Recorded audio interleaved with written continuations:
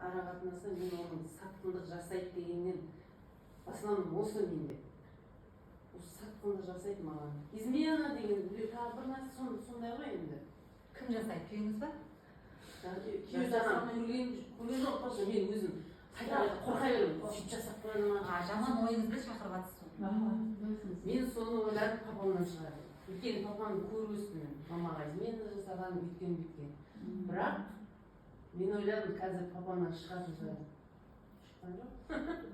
Может, мен папамның басында рахат болмайды. Потому что сізге қазір глубокий терапия жасалған жоқ. Адаммен жеке терапия жасағанда 1,5 сағат. Мен сіздің ана әкеңіздің беліне дейін, анаңыздың құрсағына дейін барам. Сол кезде сіз жыламақты жылайсыз. Қазір мен бұл просто рухани байланыс орнату медитациясы. Просто. Ал терапия, трансформация деген ол бөлек нәрсе. Жай қазір біз медитация жасаймыз. Жақсы ма? А бірақ установкаңыз дұрыс емес. Установканы өзгерту керек. Жіберіп қойып жатырсыз. Иә, өзіңіз жіберіп жатсыз, бір күні күйеуіңіз измена жасайды, потому что жаман ойыңызбен Иә, сол әкеңізді қайталану. Кешірсең, сөзіңізді білгенім үшін.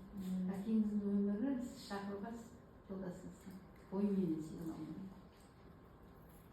Ойламау жақсы ойлау керек. Қазір физика оның үстіне қандай ой ойласа сол тура нүктесі. Ойлағым келмейді ғой.